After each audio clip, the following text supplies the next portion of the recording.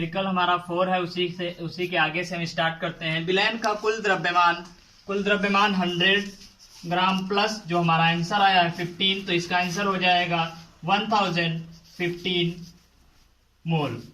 ये आएगा विलयन का द्रव्यमान। इसके बाद में अब हम देखते हैं, अगर इसको हम किलोग्राम में चेंज करते हैं, मोल को किलोग्राम में अगर हम चेंज करते हैं तो 10.15 ये ग्राम में आ जाएगा। अभी तक जो हमने आंसर निकाला वो किलोग्राम में था, और किलोग्राम में निकालने के लिए अगर ग्राम में चेंज करना है तो 1000 से यहीं पे हम डिवाइड कर देते हैं, हमारा आंसर आएगा 1.015 ग्राम। अब हम देखते हैं, अब 1.015 ग्राम 15 ग्राम विलयन में यूरिया,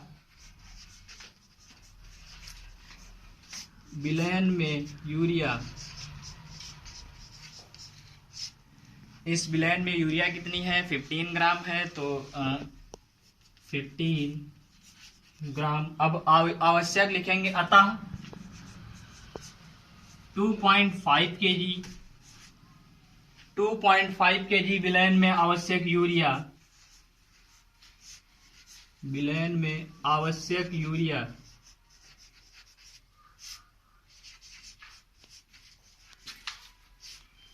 इतने विलयन में कितनी यूरिया होगी, तो इसका फार्मूला है हमारा, जितना ग्राम दिया गया 15 ग्राम, और इसके पहले हमारा आंसर आया था 1.015 जो कि ये दिया गया है ग्राम में, और इंटू कर देंगे जितने मोल यूरिया के दिए गए हैं। ये आपका फार्मूला है।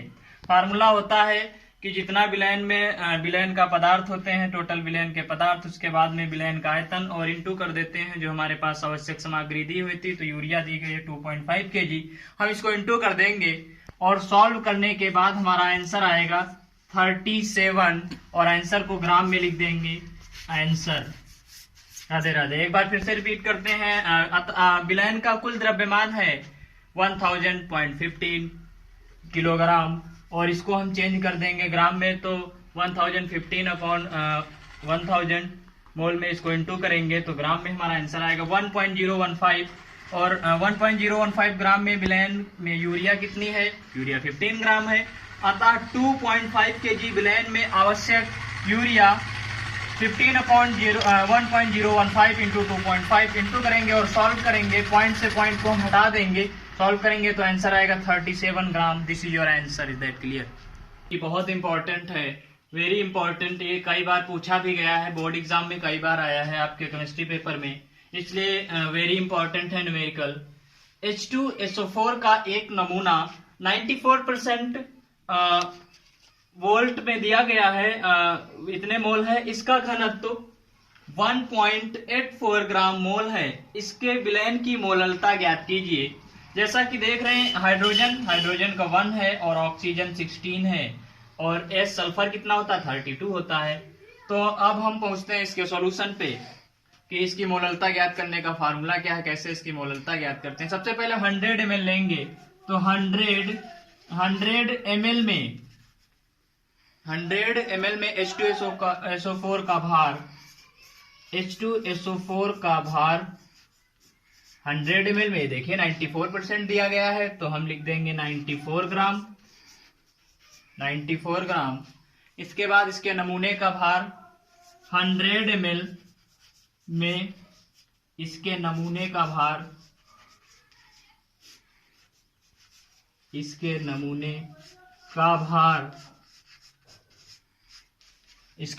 भार निकालने के लिए फार्मूला है आयतन इंटू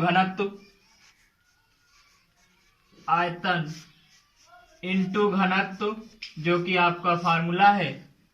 इसके आयतन और घनत्व से इंटू कर देंगे तो 100 ले लेंगे, और इसके बाद इंटू करेंगे, कितना दिया गया है 1.84 इंटू कर देंगे, और इसको इंटू करने के बाद हमारा आंसर आएगा 184। 100 से इंटू करेंगे, पॉइंट हट जाएगा और हमारा आंसर आएगा 184 ग्राम। क्लियर? अब आगे पहुंचते हैं कि नमूने में विलायक की मात्रा कितनी है। नमूने में विलायक की मात्रा विलायक होता है जो इसमें मिलाया जाता है। तो 184 हमारा आंसर आया है और 94 हम माइनस कर देंगे। 184 में से हम 94 माइनस करेंगे तो हमारा आंसर आएगा 90 ग्राम। क्लियर, ये आएगा हमारा 90 ग्राम। और अगर इसको हम किलोग्राम को ग्राम में चेंज करेंगे, ये किलोग्राम में, इसको ग्राम में चेंज करेंगे तो हमारा आंसर आएगा, पॉइंट लगा देंगे, हमारा आंसर आ जाएगा 0.09। क्लियर, ये आएगा हमारा आंसर। अब आगे हम बात करते हैं कि इसका अणुभार कितना है तथा H2SO4 का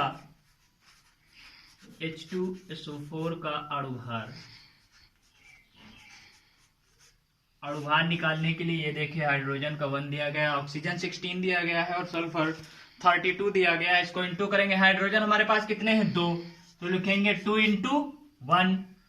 और सल्फर कितने हैं, सल्फर 1 ही है तो इसमें हम 32 ऐड कर देंगे। अब आप देख रहे हैं कि ऑक्सीजन हमारे पास 4 दिए गए और ऑक्सीजन का अणुभार कितना होता है 16, तो हम इसको किससे इंटू करेंगे, 4 को 16 से इंटू करेंगे, 4 × 16। इन सबको इंटू करके फिर हम ऐड कर देंगे तो हमारा आंसर आएगा 98। क्लियर, इनको इंटू कर देंगे और आंसर आएगा 98। अब डायरेक्ट हम फार्मूला लगाते हैं, मोललता फार्मूला लगाते हैं। इसको एक बार फिर से रिपीट कर देते हैं कि H2SO4 का एक नमूना 94% वोल्ट ओमेगा वोल्ट में दिया गया है। इसका घनत्व इतने ग्राम है, 1.84 ग्राम मोल है। इसका विलयन में मोललता ज्ञात करनी है। हाइड्रोजन का 1 होता है प्रमाण क्रमांक और ऑक्सीजन 16 और सल्फर 32। सोल्यूशन है, इसको हम सॉल्व करते हैं, हमेशा हम 100 मानकर ही करते हैं। तो 100 ml में H2SO4 का भार 94 ग्राम है, तो 100 ml में इसके नमूने का भार, फार्मूला होता है आयतन इंटू घनत्व। इसके बाद में आयतन हमारा कितना है 100, 1.84 से इंटू करेंगे, आंसर आएगा 184 ग्राम। और इसमें विलायक की मात्रा कितनी है, 184 में से 94 माइनस कर देंगे, आंसर आएगा 90, जिसको हम ग्राम में चेंज कर लेंगे पॉइंट में। तो अगर हम इसको 100 से भाग करेंगे तो हमारा आंसर आएगा 0.09 ग्राम। H2SO4 का अणुभार है। अणुभार निकालने के लिए हम हाइड्रोजन कितने हैं 2, तो 2 × 1, और सल्फर कितना है 1, तो 32, ऑक्सीजन कितने हैं 4, तो 16 से इंटू कर देंगे, आंसर आएगा 98। मूला है मोललता इक्वल टू, ये आपका फार्मूला है, मोललता इक्वल टू H2SO4 के जितने भी दिए गए हैं H2SO4 के अणुओं की संख्या, H2SO4 के अणुओं की संख्या, जितने अणु दिए गए हैं उनको ले लेंगे। इसके बाद में जो विलायक की मात्रा है, विलायक की मात्रा, और विलायक की मात्रा हमेशा हम केजी में लेंगे, तो ब्रैकेट में हम लिख दे रहे हैं कि केजी में, किलोग्राम में लेंगे विलायक की मात्रा। अब हम देखिए H2SO4 के अणुओं की संख्या कितनी थी 94, और बाद में जब हमने माइनस किया था तो हमारा आंसर आया था 98, और विलायक की मात्रा जो किलोग्राम में निकाला था 0.09 केजी, जो ग्राम में था वो किलोग्राम में चेंज कर लिया। अब इसको हम सॉल्व करेंगे तो आंसर आएगा 10 इसको इससे इंटू कर देंगे, डिवाइड करेंगे तो डिवाइड करने के बाद आंसर आएगा 10 यानी 10.84, और मोललता को हमेशा मोल में लिखते हैं तो आंसर आ जाएगा हमारा मोल।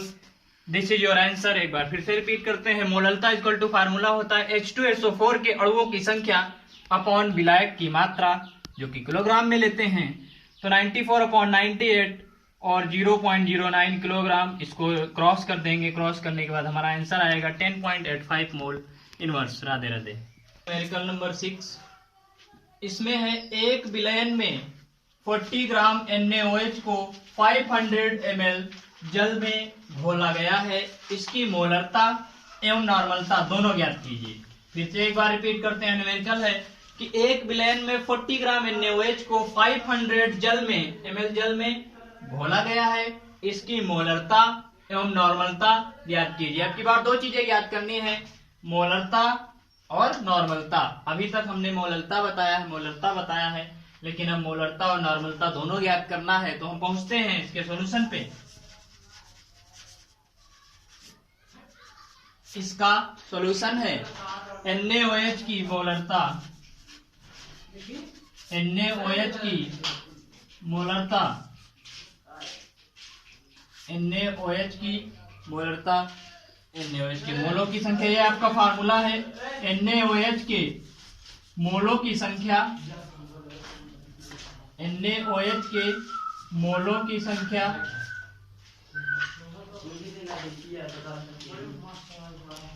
मोलरता का फार्मूला है NaOH के मोलों की संख्या प्लस विलयन का आयतन, विलयन का आयतन।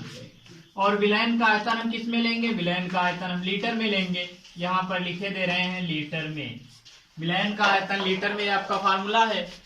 तो NaOH की मोलरता ज्ञात करने के लिए हमको कितना दिया गया है? 40 ग्राम दिया गया है, और 40/40 कितने ग्राम ml जल है? तो जल ml हमने बताया कि जल जो है लीटर में लेते हैं, तो ml में दिया गया है। पहले 500 लेंगे और इसको 1000 से इसको डिवाइड कर देंगे, तो ये हमारा, इसको सॉल्व करते हैं। देखो 2 जीरो से 2 जीरो कैंसिल हो जाएंगे और ये तो पूरा कैंसिल हो जाएगा। 5 1 जा 5, 5 2 जा 10, ये 2 ऊपर निकल जाएगा, हमारा आंसर आएगा। डायरेक्ट किया यहाँ पे 2 मोल। एक बार फिर से बताए दे रहे हैं कि जो विलयन दिया गया है 40 ग्राम दिया गया है और 500 ml में घोला गया है, तो इसकी मोलरता ज्ञात करने का फार्मूला है NaOH के मोलों की संख्या अपॉन विलयन का आयतन। विलयन का आयतन लीटर में लेंगे तो 40 होता ही है NaOH का, और 40 ग्राम उन्होंने पहले से ही दिया है, तो 40 से 40 को डिवाइड कर देंगे, 1 बचेगा यहाँ पर। और ये 500 है, इसको ml को लीटर में चेंज करने के लिए 1000 से डिवाइड करते हैं, तो 0 से 0 कैंसिल हो जाएंगे। 5 1 जा 5, 5 2 जा 10, ये 2 ऊपर आ जाएगा, हमारा आंसर आएगा 2 मोल। हम लिख देंगे अतः, यही हमारा आंसर है कि अतः NaOH विलयन की, अतः NaOH विलयन की क्या क्या पूछा है? मोलरता एवं नॉर्मलता। नॉर्मलता और मोलरता दोनों समान होंगी, मोलरता एवं नॉर्मलता समान होंगी, बराबर आएंगी, समान होंगी, क्योंकि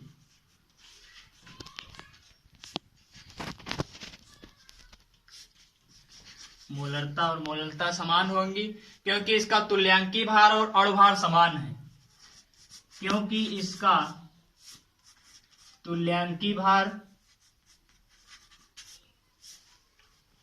व अणुभार समान होगा, अणुभार समान है। जब किसी पदार्थ का तुल्यांकी भार और अणुभार समान होता है तो उसकी मोलरता और नॉर्मलता दोनों समान होती हैं, जैसा कि आंसर आया 2 mole. This is your answer, is that clear? 7 number question है, राउल्ट का वाष्पदाब अवनमन नियम लिखिए, इसकी सीमाएं भी लिखिए। फिर से, राउल्ट का वाष्पदाब अवनमन नियम लिखिए, इसकी सीमाएं भी लिखिए। तो हम लिखेंगे राउल्ट के नियम के अनुसार, राउल्ट के नियम के अनुसार इन्होंने क्या नियम दिया इसके बारे में जानकारी प्राप्त करते हैं हम। राउल्ट के नियम के अनुसार इन्होंने एक नियम दिया जिसे राउल्ट के नियम के नाम से जानते हैं। इन्होंने कहा किसी विलयन का वाष्प दाब, किसी विलयन का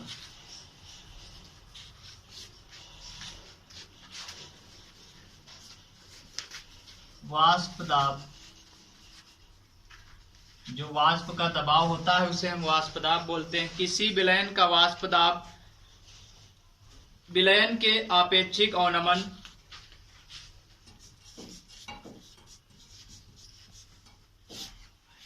विलयन के आपेक्षिक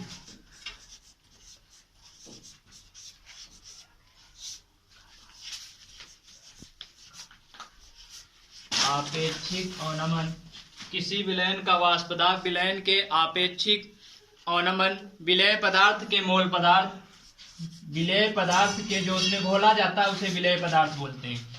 विलेय पदार्थ के मोल प्रभाज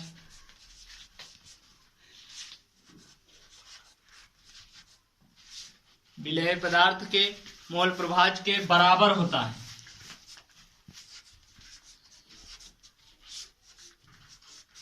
मोल प्रभाज के बराबर होता है। यही है राउल्ट जी का नियम। राउल्ट एक रसायन विज्ञान के बहुत अच्छे वैज्ञानिक थे, उन्होंने अपना नियम दिया, तभी से इनके नियम को राउल्ट के नियम के अनुसार जाना जाता है। इन्होंने बताया कि किसी विलयन का वाष्प दाब विलयन के आपेक्षिक अवनमन विलेय पदार्थ के मोल प्रभाज के बराबर होता है, जिसको हम सूत्रबद्ध करते हैं। सूत्र में है, सूत्र इसका होगा P minus P S. P यानी हम जो विलयन लेंगे वाष्प दाब का, और ये सॉलिड है जो पदार्थ लेंगे, अपॉन P। जैसा कि हमने अभी इनके नियम में बताया है कि वाष्प दाब विलयन के आपेक्षिक अवनमन विलेय पदार्थ के मोल प्रभाज के, ये मोल प्रभाज हैं, इसके बराबर होता है। अगर हम इसको ऐसे मान लें N upon N1 plus N2, clear. N upon जैसे माना है P minus P S upon P, वैसे N1 अपॉन